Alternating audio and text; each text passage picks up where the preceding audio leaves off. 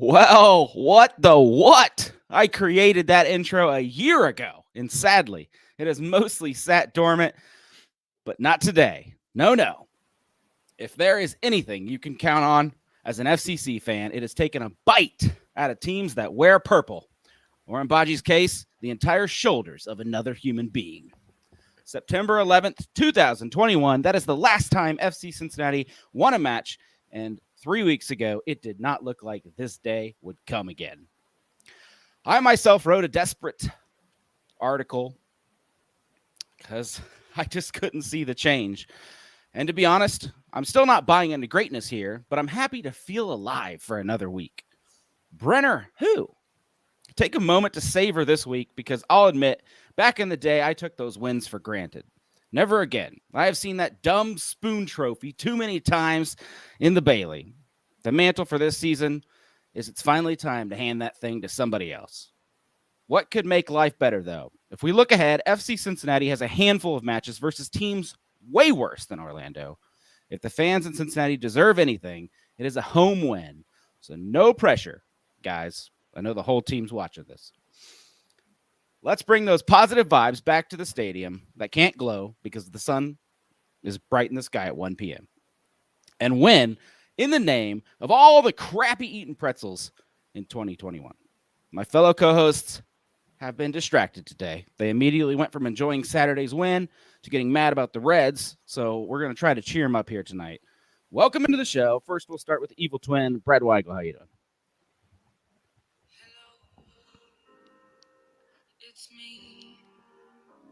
Is that a dog? Yeah, Yeah, dude, it's two things, man. I haven't been here forever, and two, what is this feeling I'm feeling? Like winning, I don't know what to do with myself. I don't know what to do with my hands. I got a new setup here. I don't know what's going on, but I'm glad to be a part of it. And you know what? Still sell the team, Bob. But you know, we're not worried about the Reds. We're talking about FC Cincinnati. We're talking out of the cellar. Let's go, baby. Nice. I kind of bummed, buddy. I heard you're doing a decent job on March to Match Day, but I kind of missed that little show. How's it been going over there? You know, we're having a good time. It's not as funny now that you're gone, I'll have to say. You know, the entertainment factor that you provide is, so minimal. But, we miss it. And, and if you ever want to make a guest appearance, you just let me know. Well, that's the whole reason I brought it up. I was just really fishing for that, trying to get an invite. I do miss hanging out like every Tuesday night after we record and solving the world's problems and all that stuff. So, but it was cool. It was like I interviewed a guy just before the show, Jay from the Inter Miami podcast, and it was really weird to be like on the opposite side of the table from somebody who like didn't have any hope, and they're like he's like. I really feel like I probably should pick you guys to win, but you're still Cincinnati. I can't quite do that, but I don't feel like we're really going to win. It was so different from me, and I loved it. I want more. Yeah. So if we have a 2-game winning streak, I might predict a 5-1 win versus Charlotte. I'm just pumped for it. So just inject it into my veins. That was the worst part about that show, is everybody telling you, "Don't worry, your time will come." Yes, just sit there, you redheaded stepchild, and be a good little boy, and sit in the corner and give us your 3 points. And then one day I hope you'll be good. Like when you guys are good, we're going to be so happy for you. Well, I think there are other people on this show. Jeff Chebets, the one member of CST that is excited that no one will be attending Reds games this season, so you can check out other teams and scoop up good seats. How you doing, Jeff? Exactly. I'm going to get the 5th row for the Red Sox Reds game in September. Be perfect.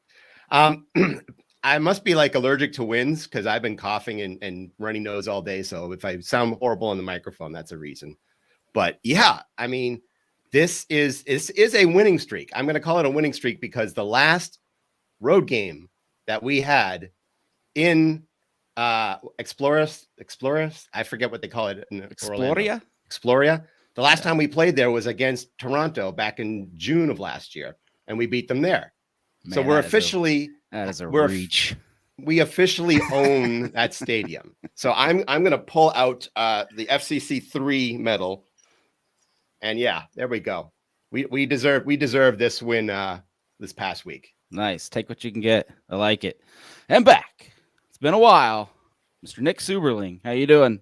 Hey, what's up, gentlemen? How are you? Glad to be back. Thanks for saving a seat for me tonight. Happy to keep it warm for others. But yeah, Boston, I went back and I was curious as well. When was the last time FC Cincinnati had won a game? And you and I were sitting next to one another at TQL Stadium, right, when they knocked off Toronto. Me and my daughter were at that match, and I couldn't believe it. I was shocked. I was sitting there at work going, that can't be. But yeah, unfortunately it was. And so, yeah, very excited that the Orange and Blue got 3 points over the weekend. They're out of the cellar finally. But yeah, I'm shocked more CST folks didn't want to be on here to actually talk about a win. I joked with you guys today. I said, do you remember how to do that? I think the situation is several people thought it wouldn't be a win, and they had organized events. Like I know Lance tonight's running a soccer clinic somewhere, and so that hey, sometimes you snooze, you lose, and I think that's what's happened here. Well, I appreciate you letting me on and hanging out with you. I've missed y'all. Yeah, we missed you too, buddy. And I just think you're coming on because you get to have good news, and I don't blame you there.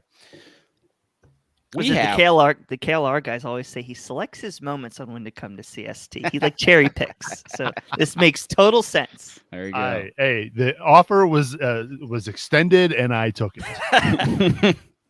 We have 3 new patrons so far in the last week. So the good news is just flooding everywhere. And of course, we want to mention our great sponsor, SwearOX. They have just given us a new coupon code. We will have that in the show notes. That gives you 15% off if you go to their website and buy SwearOX. So thanks, guys, for that. Again, rewarding CST listeners and staff because we also buy this awesome stuff. New lemon lime flavor. Check it out. 0 sugar, 0 calories. It's pretty much a win-win. What's the coupon code? Well, the reason I said CST the show notes, 2022. There you go. I read it from March to Match Day, man. It slipped off. I'm supposed to have this stuff prepared. Brian's not here, and Boston doesn't know what to do. It's true. The guy does keep me afloat half the time. Orlando City versus FC Cincinnati, 2-1. Guess who picked it correct in the Growler Cup to the exact score. I am going from the bottom of the barrel to the top with those 5 points. If you want to join us in the Growler Cup, you can over on our Patreon page. And I think a lot of people picked up points this week. It'll be good. I will have those scores posted soon. Best and worst, Brad Weigel. Oh, man. I'm going to go with it's an easy one. I'm going to go with courageous coach. When have we seen a coach that has had changing of a formation and the players actually know what they're supposed to do? So I'm going with Pat Noonan, tactical flexibility. I love it. You're seeing early returns from him, that he's drilled these guys on what he wants them to do. And that's something I think over our 7 years here at CST, that's been something we've been screaming for. Now, I know it's a small sample size. The last 2 matches, they've looked promising. There's still a long way to go. We're getting there. On the downside, I'm still going to say that lack of depth is a bit scary coming off the bench. We saw Ian Murphy this weekend. I know we're going to get into it, so I'm not going to go too deep, but he's not a left back, but I appreciate him giving that old college try. But Zico Bailey, not it. I know you love him, Boston. He can't play defense. If he could play defense, he would have started at left back. Some of the guys coming in the midfield I didn't really love. So I think I said it on March to Match Day. We're going to see a lot of highs like this past weekend. We're also going to see a lot of lows like Austin. How can Coach Noonan minimize that with his technical flexibility is going to be key. You ever watch Around the Horn? I'm going to mute Brad for 20 minutes. Jesus, that was 30 seconds. We're not even on don't even talk to me about a clay clock. Does that make you stat boy, hey, Boston? Man. Well, it's the Zico Bailey comment that got me. Jeff, give me your best and worst. Okay, I'll start with the worst. I'm going to add on to the whole idea of substituting on at halftime and changing tactics. That was good, but the substitutes themselves added really little to that game. Atanga came out and he did all right. Harris came in 70th minute or so. He did all right. He was pressured a few times, but the others, Zico Bailey, buzz me if you want, but he had a horrible game. The two substitutes that were late, I thought could have been a little earlier. I would have even switched out Atanga and put Barrial in earlier, but that's just me. I'm not the coach. For the best, you have to give it to, even though he wasn't on Team of the Week, he should have been. Alec Khan had a great performance. Dare I say it was Machiavellian.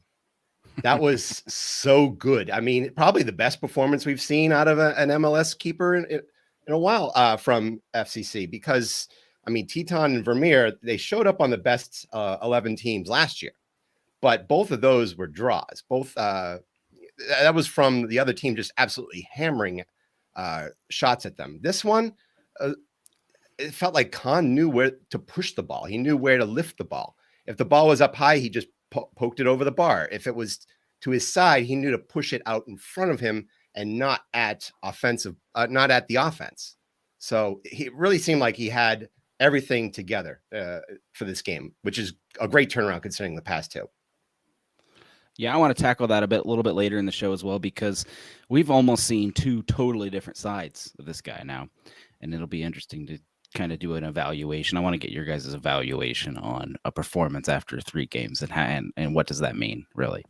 Subs, did you get a chance to watch this match? I watched the whole match, start to finish. Right.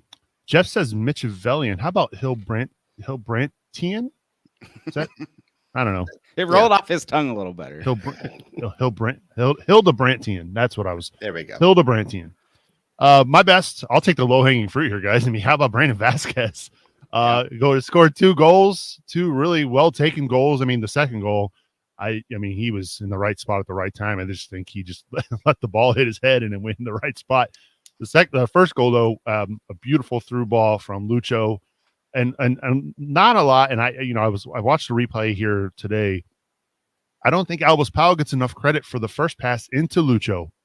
And so, I mean, it's great to see Albus, for as hated as he was when he first came here, 4 years ago, to see him, I'm not saying he's going to be MLS best 11 at right back, but man, that was a hell of a pass to break the lines there into Lucho. So for me, I'm going to give my best to Brandon Vasquez. Really well taken finish. Kudos also to Baji on the run to free up that Vasquez there on that pass as well. And also on the second goal, as Jeff is given the chicken wing there. So yeah, I'll give it to Vasquez. My worst though, gents. And yes, if it wasn't for Khan, this match could have easily been 4-2, right?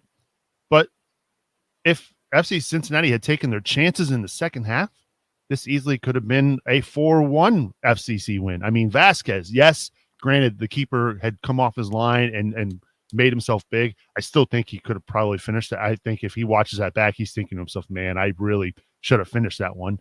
And 2, there was a play where Atanga, they have a 3-on-1, and all he's got to do is play in the forward, and he kicks it to the goal. I mean, and even Pat Noonan said it afterwards, they should have killed the game off with that third goal and just couldn't. And this is where good teams punish you, right? And so fortunately for FC Cincinnati, even though they couldn't kill the game off with that third goal, defensively they were stout enough to keep it 2-1. But man, it really should have been more goals. Should have been. Yeah. No, I agree. I agree with a lot of your points there. That was an interesting match. It leads into my best, where it felt good to feel good. Yeah. I mean, that second half, oh man, the amount of clinching that went on, teeth, butt, everything that could clinch was clinched. And I'm just holding on for dear life. And we've been there. We've been holding on for dear life for 2 seasons, and it always goes bad. Like every time. It goes bad. And this time it didn't. Finally, the stars aligned. Honestly, we had some trouble with subs, obviously. The defense was shaky, but it was still a game that, we got those last 5 minutes and I felt pretty confident, especially when I saw that we should have had a goal, like you said. So yeah, my best is really just, it feels good to feel good. Missed it. I agree. Yeah. Worst, man, coming out of preseason, I thought the youth was supposed to be kind of more of a backbone of this team. You know, if you go and look at the preseason, that's where the goals were coming from. That's where the defense was coming from. And I'm not sure what has changed from preseason to now, besides maybe our opponents are playing a lot stronger than they were. But I'm a little disappointed. I thought Ian Murphy would do a little bit better in his first outing. We've had a couple guys already get some minutes this year.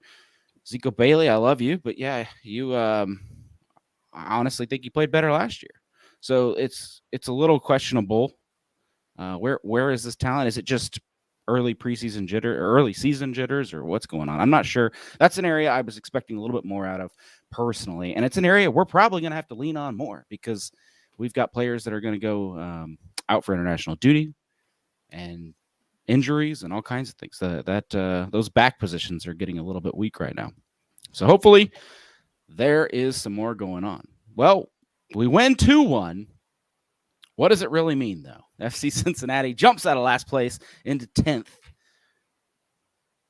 Who wants it first? What is it? Does this mean anything at all? I think it does. I think I think it's massive for the club to get a win. I think if you're a lot of fans looking at the schedule through the first 3 matches, 3 challenges, there weren't really that high of expectations. I think 3 points was probably one of the best case scenarios that we could get. And I think it's just great to get on that board, get that monkey off your back. You know, now they can come into TQL Stadium this weekend. They can breathe a little bit. They all admit that this weekend wasn't their best performance, but they can build on what they did 2 weeks ago at home. Now they've proven that they can win. They've got a coach that's not afraid to make changes.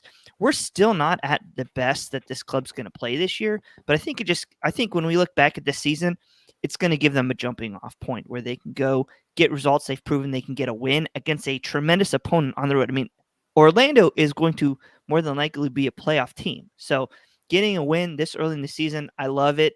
And, I'm looking forward to see what they can do this weekend. He's muted. He's muted. I'll take this then.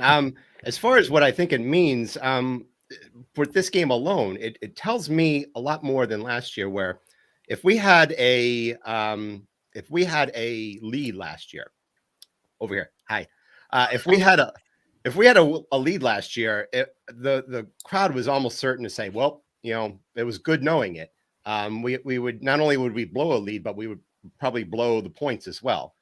But with this game itself, it felt like, if I could make a description of it, it felt like Hell is Real, the first Hell is Real, when we were up 1-0 and we were surviving slings and arrows from the offense. And we were depending quite a bit on a defense that probably wasn't ready, but were just solid enough to keep the ball away from the goal. And that's what it felt like. That wind of change felt palpable. Yeah. Is it repeatable, though? Like, that's what I'm wondering. Can FC Cincinnati roll out there against what was Orlando? Because they're in 7th now, but they were higher than that before we played them. They had a win and 1 draw. So can FC Cincinnati hold their own against these mid to decent level teams? Not to be the Debbie Downer here. I have a friend of mine that is an Orlando City fan. Mm-hmm. And he and I had been going back and forth all week, and I kept joking with him about how, Orlando is going to be up after 5 minutes, just because that's, what FC Cincinnati has done. They concede early. That's just how it happens, right? So I kept joking with him that Orlando was going to be up, and he kept telling me no. He was telling me that they are not playing well. They've obviously, when you lose a guy like Nani, who was a big part of their team, they definitely do not look like the Orlando of old.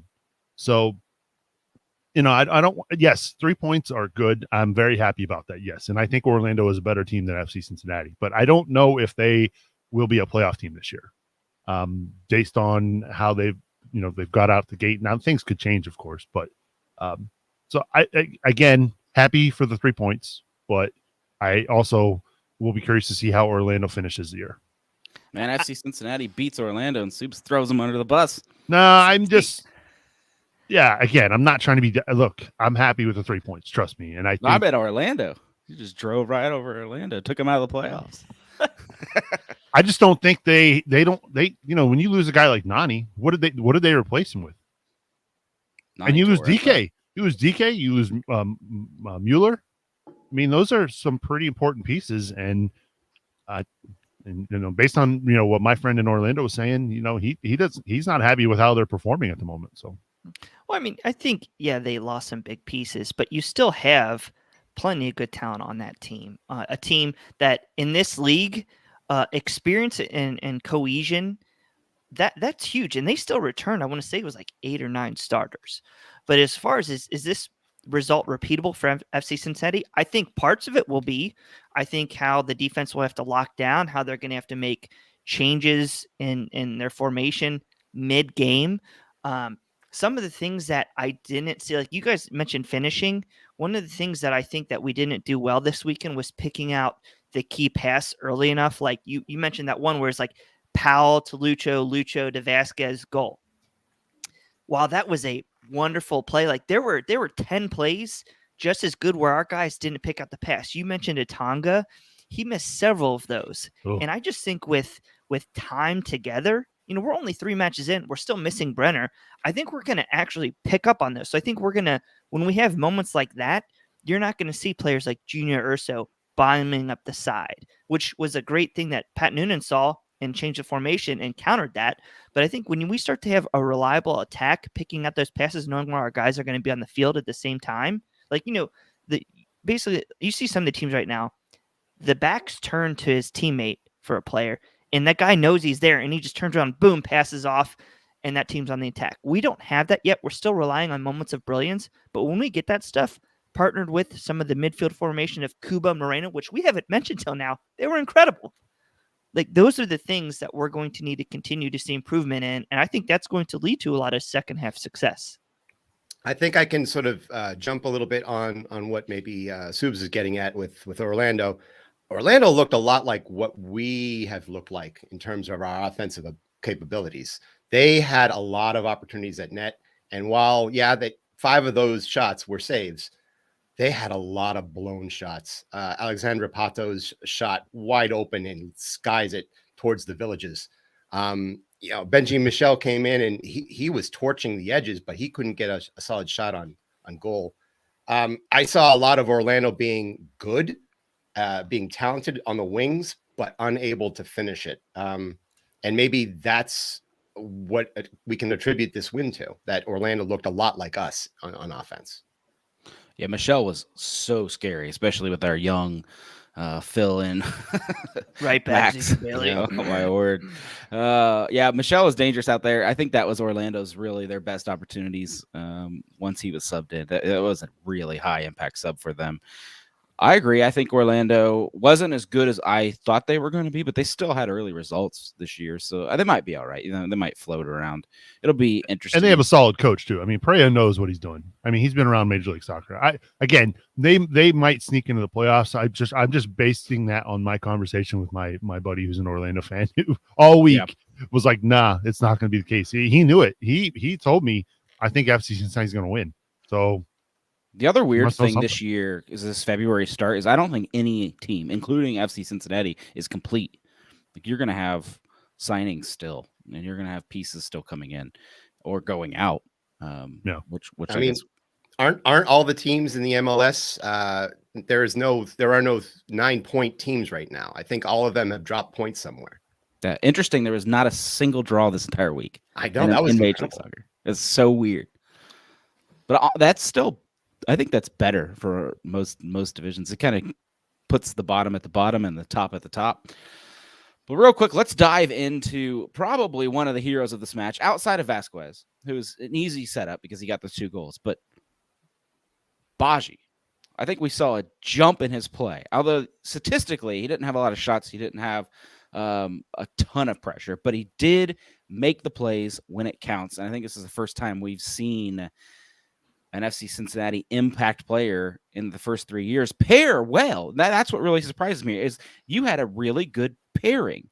with Baji and Vasquez. So how about that smash, boys? Is that officially a Dekel smash? That was officially a Dekel smash. That I've heard people saying, well, why wasn't there a foul on that? But if you took a look at it, both of them were rearing their shoulders and ready to hit each other. So it was going to be like a check in the corner. Baji, he played a very physical game. But he's also, and Coach pointed this out in a few of his analyses, Baji's just so good at taking the third route that you're not expecting, whether it's curling the outside to sort of stretch the defense a little bit, or in this game for that first one, taking his player away so that all the eyes were taken off of Vasquez. He's got that know-how in terms of how to penetrate. But I still, and this is just still me saying it, I want to see him come in late in games so that he can be a guy who can tack on a second or a third goal and stretch a lead out. It's good to see him start, but I would rather have Brenner come in and have Baji sweep up. Well, you went there. That's kind of where I was wondering. I disagree. You have a $13 million player that's slightly hurt, but will be coming back. Do you disrupt the pairing that's going on right now? The evolution of these two players? And if so, which way are you going? Are you going Brenner, Baji, Vasquez, Brenner? I just think I don't think Brenner and Baji are comparable. I personally I would not, if it was, and again, this is my take here. I don't see Brenner going shoulder to shoulder with that defender and knocking him over like that. I think what Brenner probably tries to do is he tries to get to the ball first and draws contact and maybe falls over to draw a foul. But I just think from a physicality standpoint, Baji offers something different. It's not necessarily better, but different. So it's really kind of unfair to compare the two. But you're right. Baji is playing really well right now. And I like that. I was trying to think of a clever catchphrase here for Baji. David in the chat's got the Baji bash. I was looking for a Baji budge, but yeah, I mean that shoulder to shoulder tackle was fantastic. And I think what I really liked about that specific play and leading up to the goal is it shows a grit and a determination, right? And that's almost kind of like, it feels like that's something this team has been missing for like 4 years. Who's been that guy since Dekel to really be that physical presence? So I really, I mean, to compare the two, to break it up, I yes, he's a $13 million player. He's got to see the field at some point, but I just think he offers something different than what Baji offers.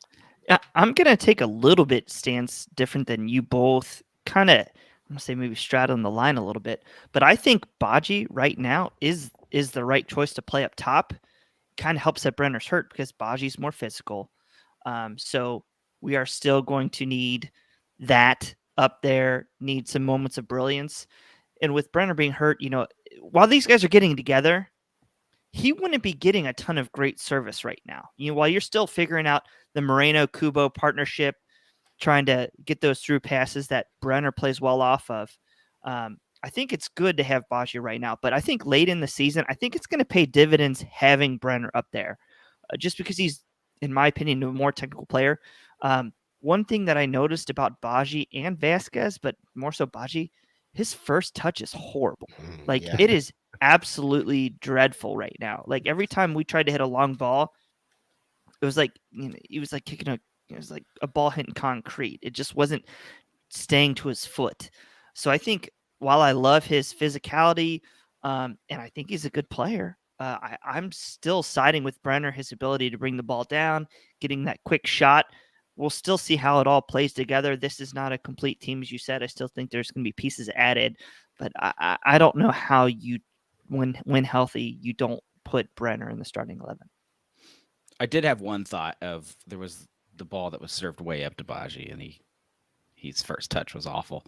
And that was the one thought I had in the game where I was like, oh man, Brenner would have probably leveled that pretty nicely in front of him.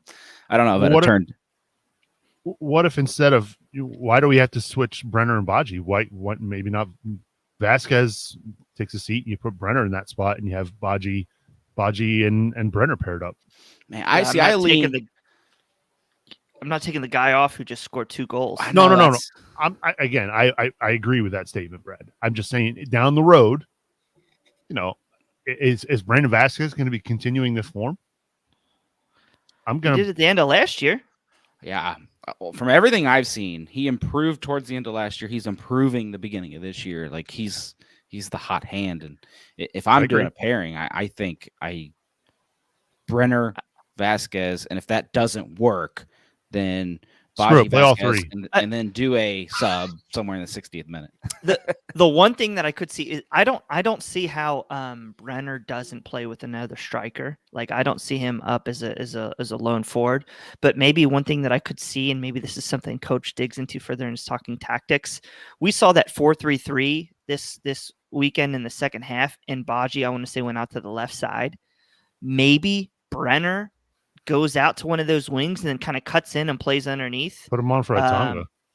Yeah, I think that might be a way where you can get them both on, and depending on, I guess that would be depending on the opponent. So some weeks it'll be the back 5 with the 2 forwards. Maybe other weeks it'll be the back 4, the 4-3-3, and maybe Brenner's out wide. I still don't think you want to really roll the $16 million player outside of his preferred position. I mean, the end game is for him to kill it here, make him be successful and sell him on for more money and win games, obviously. But he's on a 5-year contract. Yeah. The position looks like an area of strength right now, is what I'm trying to say. Mm-hmm. I think the good thing about this is that you've got choices. And this is really going to be where we see if Noonan can really flex his muscle as a tactical coach. If he can see sort of the back 4, the back 3, back 5 of the opponent and say, okay, this is a perfect game to have Brenner in the slot and have Baji, curling around the left so that you can take away attention. Or this is a game where you rest Brenner and you take in two players who have the hot hand. It's going to play to our strengths. We've got three sources of attack now. I don't think we've had that for quite some time. Yeah, I hate to flip this the other way, but if we have to talk about negative, and I know one of you guys mentioned this in your worst, it was the FCC slowdown in the second half. My question is, I haven't really figured this out internally, so hence this discussion. Was it deliberate? Like, did FCC just fall off because of substitutions, because Orlando changed tactics, we changed tactics, or was it the correct strategy? If so, like, I'm just confused why FC Cincinnati looked so much better attacking in the first half and the second half. Is it just you're leading away, so you move into a shell? Because we're not the greatest in that shell historically. I don't know if I agree with that whole statement. I think we were really good in the first 15 minutes, bad in the second half of the first half, and I thought we were better in the second half. But I do think that depth's an issue. I mean, yes. Calvin Harris didn't add anything. Atonga's passing. Vasquez should have had a hat trick alone in the second half, in my mind. Yeah, on some breakaways, but for the most part, we're just getting peppered there. I didn't feel like that in the first. No? I thought we were getting peppered in the first as well. I thought we were getting peppered in the first. It's just it's a disagreement. But I think it's chemistry, guys. Playing players out of positions. I mean, Junior Moreno did not get a preseason, and then now he's starting. We're doing different formations with different players. Tyler Blackett's played center back his primary time here in FC Cincinnati due to injury, due to Ian Murphy not playing there. He's on the left wing. We know he's not getting forward. There was so much going against this team for us to get the win. I think that's key in showing that we can get a win against a team who had their predicted 11 starters heading into the season with guys we really didn't expect to be there. So that's what I would say. But yeah, like Zico Bailey at the end of the game on defensive side worried me. Calvin Harris added nothing. Those are my worries where I think it will bite us. That's what's going to be that dividing line between playoff team and probably us falling on the bottom side of not being a playoff team. There was a point in the second half too, when you're looking at the second half substitutions that Pat Noonan is bringing on, and I'm comparing them to the second half substitutions that Oscar Pereira is bringing on. I mean, he's bringing on Tesho Akindele. Yeah, like exactly. He's been a veteran in this unit. league. Exactly. and we're bringing on. I mean, I'm not here to rip on Calvin Harris, but again, hasn't done much in Major League Soccer. Tonga hasn't really done much in Major League Soccer. So that's the gulf, right? Like the depth is not there clearly. Yeah, that's where injuries hurt us, I think, because you should have had Brenner to bring on. You should have had Matarrita, technically, or some of these guys. And that somehow Orlando's 100% healthy, and FC Cincinnati's already down like 3 or 4 starters. So that really hurts. And I think that's kind of a benefit, if you want to look at it, is that when we had no rookies in the back line, they played a lot better. And so it's just going to be FC Cincinnati putting all the pieces together and finding a way to go get depth, because if you don't have Matarrita, that is a weak spot. And yeah, I agree with you guys. I think FC Cincinnati has to go find pieces to be a little scarier. And I know there's some roster room, and I know there's supposed to be supplies on the way. Subs. Barrial, where was he? You're talking about a late sub. This is a guy who you have an important piece on this roster. So when I didn't see him starting, all of a sudden, all those rumors we've seen, his Instagram, where he said something, did you guys see this on his Instagram? Something about never forget the first team you signed with, he put out there. That all of that starts to look like he's out the door. Like FCC is going to send him out the door. He's going to try to push for a trade. I mean, I know we're not normally a rumor account, but that's where my head's going. But keep in mind also that was before the win this weekend. Winning, which he hardly had any part of. But winning changes culture. All. Winning, I don't know about curing all, but winning does change your mentality pretty quickly. This 14 games in a row does weigh on somebody, especially if you've been with the team since its conception. Well, not conception, but you came in its first year. Basically, we know that. I'm sorry. My I do not understand time right now. He came the second year, but basically that type of losing mentality does weigh down on you, and winning changes that mentality pretty quickly. Can I let me bring some context to him real quick. He wasn't here this whole preseason with a new coaching staff, so they don't know what he's about or who he is, what he can or can't do. I think most of us believe he can't. He's probably not going to be one of those 2-8s in the midfield if they play that diamond formation. They do play the 4-3-3. He can do that. Is he fit? We don't know. And I'm sure he's definitely heard there's trade rumors, so we don't know where his head is. But I actually didn't mind him this weekend. He came in for Lucho. Honestly, if Lucho goes down, Barrial's probably our backup 10. I agree. Yeah. So he came in, he pressed well. I don't think he was really asked to do much offensively, because at that point in time, I think where they could have tried to do some things, some of the guys kind of decide if they were supposed to go for the goal or for the corner. I do want to see what his role develops into, because he was out with the green card. I think he might have had a knock or something when he came back. Like I said, trades, all that stuff. I think that this is going to be one of Coach Noonan's next projects. How can they develop Alvaro Barrial? But, I wouldn't mind seeing him more in that 10 role with maybe 15 minutes go. We got to get Lucho through 34 matches. If he's down, our season's down, in my opinion. So whatever we can do to maybe ease that load, and if it's Alvaro Barrial, there's a role. Jump into it, young man. Joseph would tend to agree with you on Facebook. He said that he was signed as a building piece. He doesn't think he was supposed to be a first-team starting player 100% up front. Just kind of was thrusted in that role last year.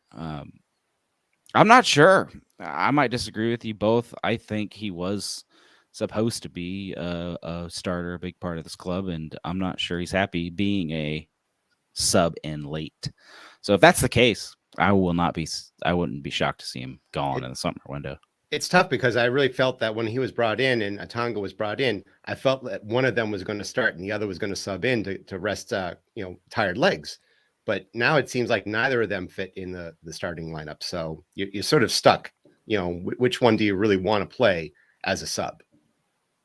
Yeah, I'm all right. We already have Acosta. They're really similar, to my opinion. When they're both on the field, and there's always one player down.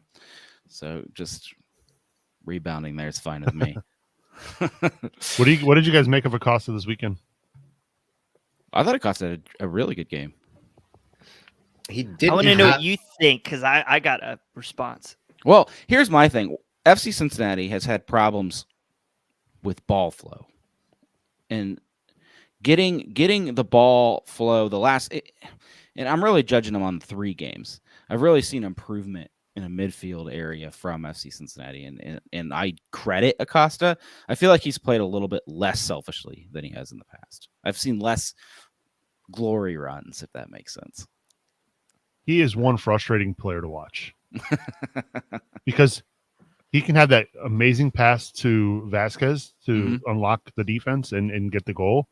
And then there are times where he just refuses to do the simple thing. And it's a flick that, yes, if it comes off, it looks great. If it doesn't, now the defense is, on their heels again.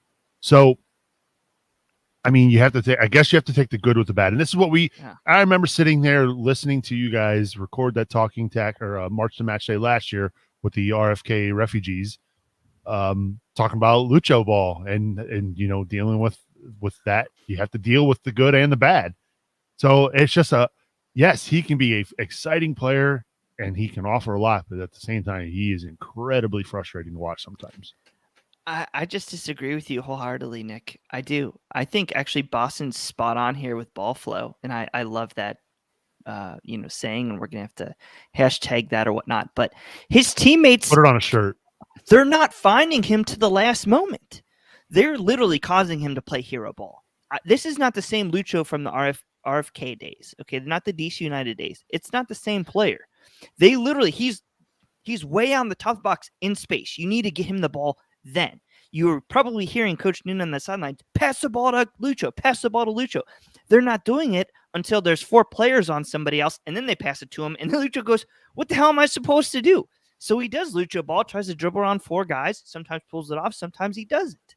But you saw when they got him the ball in space, he set up that goal to Vasquez. I agree. You've got to give him the ball in time, and they're not doing it. I think it's chemistry. I don't think it's Lucho. People are saying Lucho didn't play well, and I don't. Did he play amazing? No, but you've got to give your A player this ball in spots where he can do it, and they're not doing it yet. No. And again, I'm not talking about the dribbles. I'm just talking about the cute little flicks where he's trying to make a clever pass instead of just taking. And again, you take the good with the bad, right? Sometimes those things will come off and it'll look great and it'll work and it'll unlock the defense. But at the same time, as it is, they were getting peppered in the second half. And ball retention was important. They needed to keep the ball at times, and they couldn't because they were trying to do the cute thing. Well, real quick, because it's as already I bring the show to a screeching halt.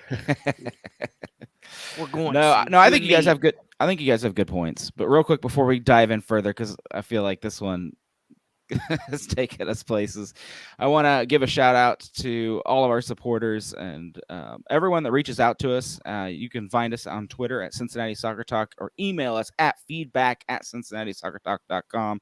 We get about 1 email a week, and we appreciate everyone that writes in and just lets us know your thoughts. Sometimes it's just a random whatever, but we appreciate it.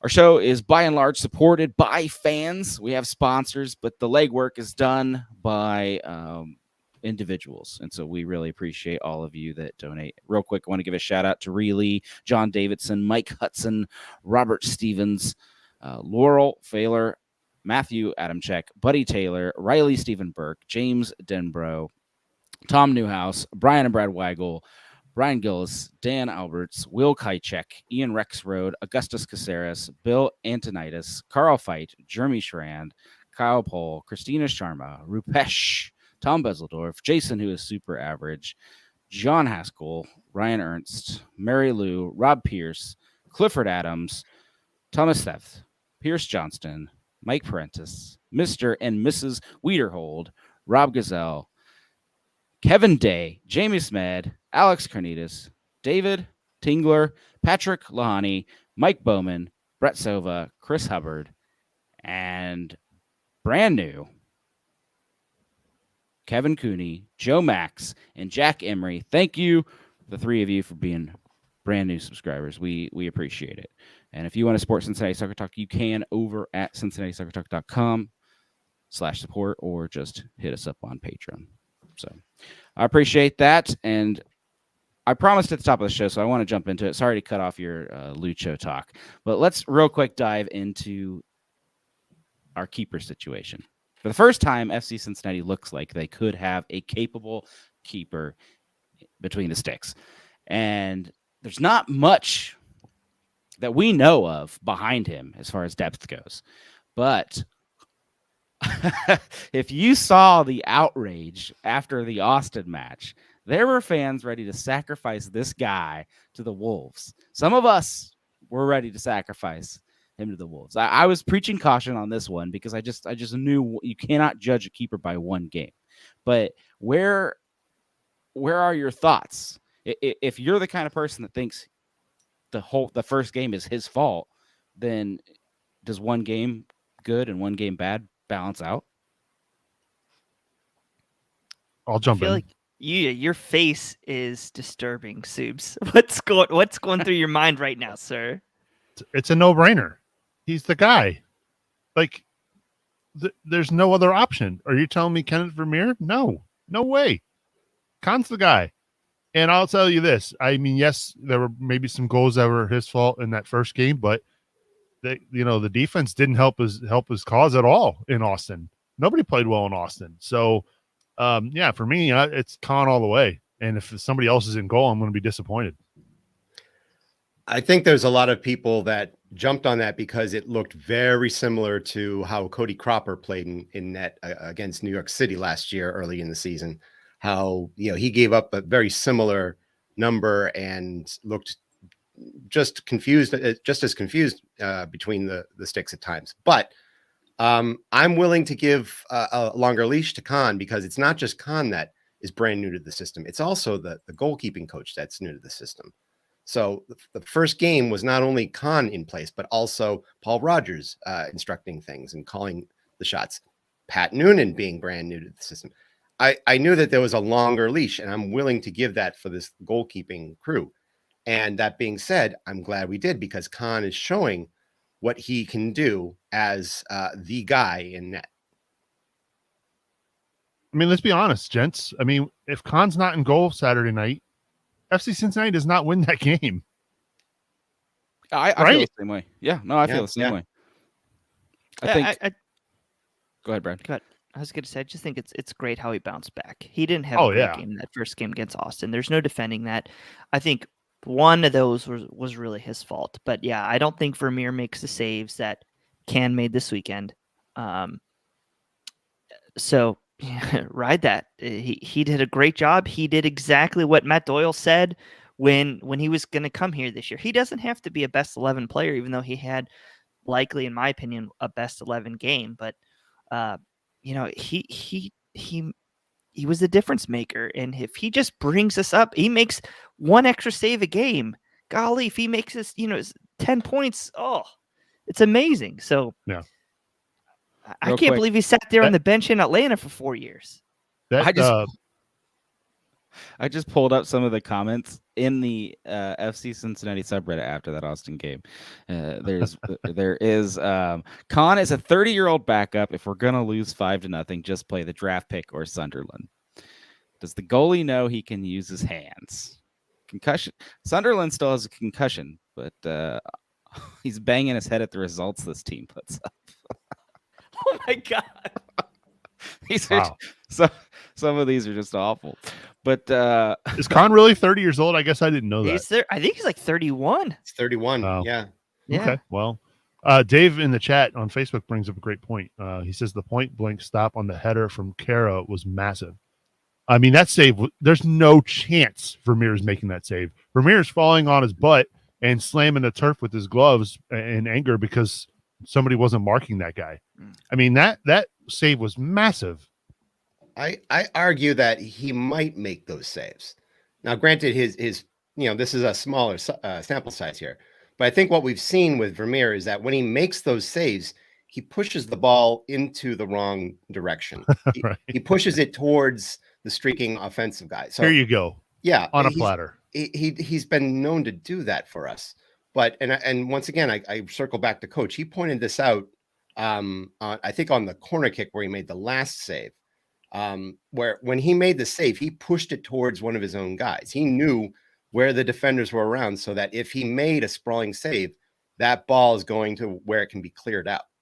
And we didn't see that really from Vermeer last year, or I don't even know if we saw that from Teton either. We saw Vermeer, a ball hit off the post, and he goes thinking it's out of bounds and goes and drinking water while the ball's in play. So let's not get too high on Kenneth Vermeer right now. I forgot about that. Like, please, awful. God, no. Like, our midfield and our defense is still not where it needs to be for Kenneth Vermeer to be a success regularly in MLS. I mean, Teton had a good game against Nashville week 1 last year, but even then there were still 2 or 3 saves that you're like, what are you People forget that last year, Kenneth Vermeer had he was on the best 11 one week. It was that 1-1 draw against Atlanta where he saved 8 out of 9 shots. So he'll have a flash of brilliance. Whether he would have had it this weekend, it's hard to say. No. I don't think it's hard to say at all, Jeff. Yeah, there's no way. Okay. Sorry. Well, sorry, Ted. He had too much everything bagel seasoning on that cod tonight. Everyone has their day.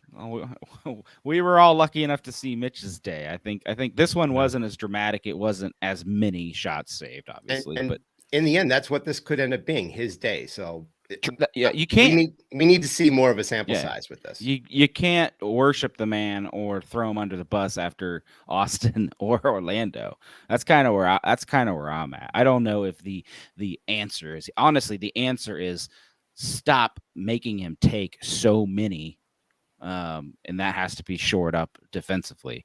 Jeff Cameron can't be the only one playing well back there. Nick Hagelin had a couple. He played well for the most part, but he still had a couple iffy moments. He cleared one straight to the top of the box.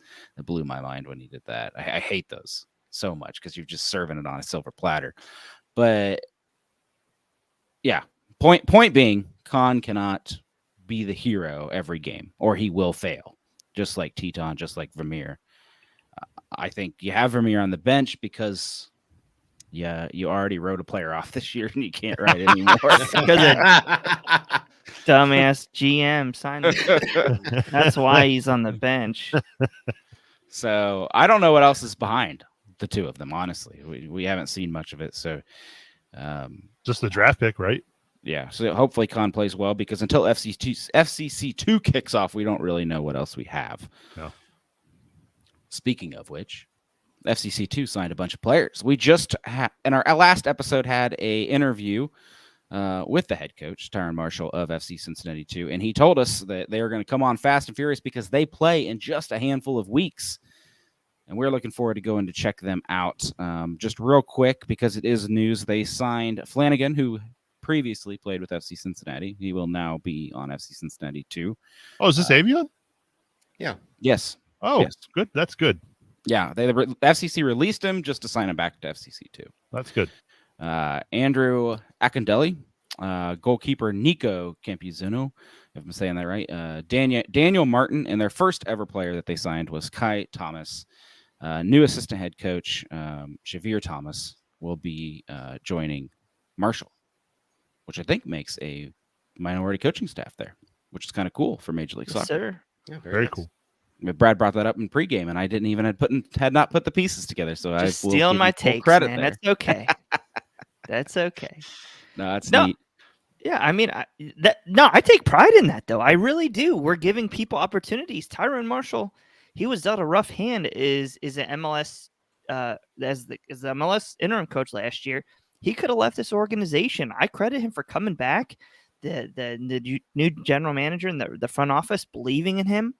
I love that opportunity, and for him to give, another minority coach an opportunity, as well as making, I want to say, 4 of our first 5 players are minority players. Giving those guys the opportunity, they're quality players. I love that. That's what we're making this about, and bringing good young talent into Cincinnati, giving anybody a chance. I love it, and I think that's what's going to make this MLS team, this new MLS Next team, a success.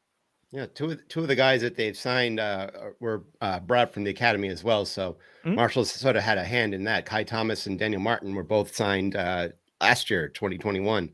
Yeah. So that's going to be a nice little building block there too. And you start bringing up some people from the academy. I want to see Steven Jimenez. Yeah. Yeah. Well, I'm sure he's going to be able to play because there's some academy players. I think there's like 5 or 6 spots that academy players can play.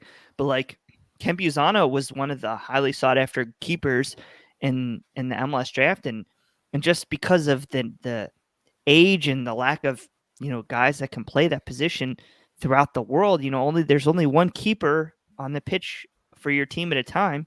Getting him for that 2 team with Beckham and as well as oh golly, who was our draft pick?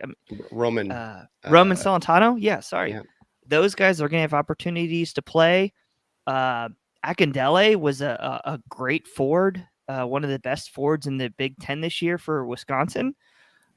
Who was he was kind of like a late draft pick type player.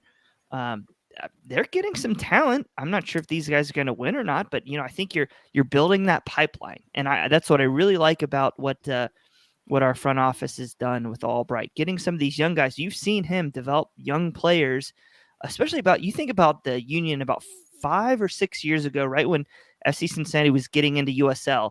And I think it was the first match, year 1 USL, we went to Lehigh University, Subs. Yep. Second game. And they rolled out a ton of college and academy players. And we saw those guys develop into their current MLS team now. And you've also seen a lot of pieces like Derek Jones been traded throughout the league. You've seen the Aronson boys killing it. I think Burke played that day too. Corey Burke. I actually think you're right. Yeah. And look what he's done in Major League Soccer. So yeah, so I think the investment in getting those players opportunities, now all the MLS teams should be doing that. But I'm glad to see that we are an attractive place to play. They will play at home for their second match, April 3rd at NKU. And I believe Marshall told me that fans are encouraged to come out to that. Also, so just a heads up for that. They will play. It's a second game because FCC never starts at home. Unfortunately. I think it's against Union too. They'll be up in Philadelphia for that one. Yeah, Philadelphia's first. Right. And then the other big news I saw was Pro came out and said that both calls in the DC match last week were correct. So if you want to know what the Pro referees think, the red card against DC was officially correct. They patted themselves on the back there, and they called the handball against Cameron correct. So if you have any doubts, Pro says you're wrong. Just a heads up. Shocker. Well, I mean... I tell my wife I'm not wrong all the time. It doesn't mean I'm not. Like, geez. I mean, when you make as many mistakes as Pro does, okay, sure. Before I turn the page, Rupesh asks, can guys like Calvin Harris play on FCC2 freely? Those rules are not super set in stone yet, right? So I believe they're able to play, I want to say at least 4 matches on that team. I know but only one player is able to get roster relief, but they can't even be on the bench for FC Cincinnati. So can we really afford to not have Calvin Harris on the bench at the moment? I think Roman Celentano would be like the candidate where he wouldn't maybe be a hit, but I think I don't know what type of relief we'll see there. Yeah. We need to get a clarification on those rules for sure. Yeah. Yeah. We'll see, and then they'll probably change them. It's MLS. Right. So I don't want to take too much away from Brad's March to Match Day, so I'm going to go general here, but FCC has 3 matches coming up. They are literally against Miami, Charlotte, Montreal. That is number 12, number 13, and number 14. The 3 candidates for Wooden Spoon now that we've bumped ourselves out of contention for the moment. 2 of those are at home. One of them is in the Panther Stadium. How many points are realistically on the table here for FC Cincinnati? We're winning the league, so 9. Well, I'll tell you what. the freaking FCC killer Breck Shea isn't playing. Yeah, red card, right? So, hey, I like our chances. So, for me, if you're looking at that lineup, I'll say 7 points. 7 points would be fantastic. Plus, it puts up the big deal here for me is FC Cincinnati fans aren't looking for first place. They're not looking for supporter shield. They're looking for solid improvement. Pat Noonan being our coach, some pieces to move into next year that we can totally keep. So you're not looking for first place. Yeah, a playoff spot would be a dream, right? But I think FC Cincinnati fans would love separation between 14, 13, and 12. You win 7 points. You are shooting yourself out of spoon contention. Yeah, these are 6-pointers. And you're leaving these guys behind. Yeah. I think success is 6 points. I think I'll take 4 points just because we need to walk before we run. I think we need to win this weekend. We do. We just need to keep the momentum going. I think the Charlotte match is an interesting one because it's at home for them. And I think that's won't be a packed stadium, though. Yeah, but still, I mean, they're a young team. They've not won a game yet, but they looked a lot better this weekend. I think if we can get a draw there, that'll be success. And then the Montreal game's the one where I actually think we're probably going to lose, even though I want to say it's at home. But they're not a bad team. They're in CONCACAF Champions League. They've been playing midweek. So playing midweek, having all that pressure, it's not helped their league form. They've been putting a lot of priority on that CCL. I want to say they get a week off before they play us. So they're going to be fresh. I think that one's going to be a little bit harder than we think. I think Montreal is a halfway decent team. I love what Wilfred Nancy's doing there as the head coach. They're not going to be a spoon. I don't even think this time, at the end of the season, I don't even think we're even going to be considering them as a spoon competitor. I think they're going to be more towards that playoff line. I agree. They did the same thing last year where they were at the bottom for the first 5-7 games. And then all of a sudden, we beat them last year. Yeah. Early, right? Didn't we get them twice? We played them in that's the game we played at Inter Miami Stadium. I think we played Toronto in Orlando. Right. When we won that game. Yeah, right. Because they had a 2-1 victory on the road in Miami, 0-0 at home, and then probably the thing that started it all, that 5-4 loss up in Montreal when Cameron couldn't cross the border. Yeah.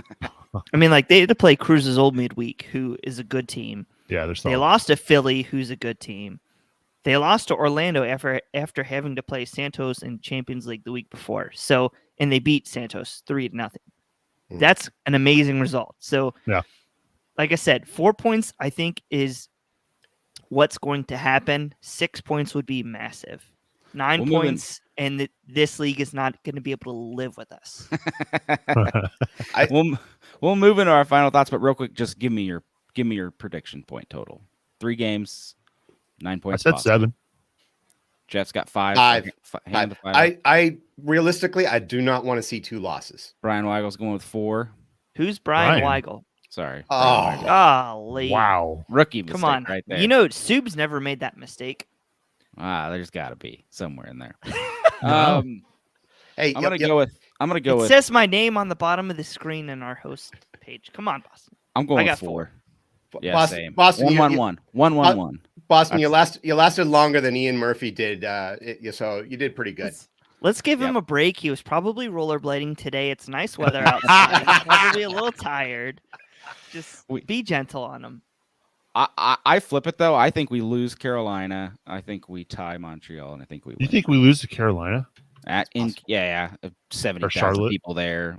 Charlotte. No, there's only going to be 30,000 people there. The full stadium will not be. They're not doing that anymore? No, that's just for the first game. We literally blitzed Portland 3-1, and I know it's not their home opener, but they're still going to have energy there. And that team was horrible. Our team was horrible. They've already had their first game though. That's what I said. I said it's still going to be a lot of momentum. They're going to get a result early. In that one. Yeah. All right. I think that they beat Charlotte. I think because Breck Shea is not playing this weekend, I like FCC's chances. Mm-hmm. So I'll go 6 points there between Miami and Charlotte, and then I think we can draw Montreal. Yeah. But we could also lose to Montreal. I think win versus Miami, then draw.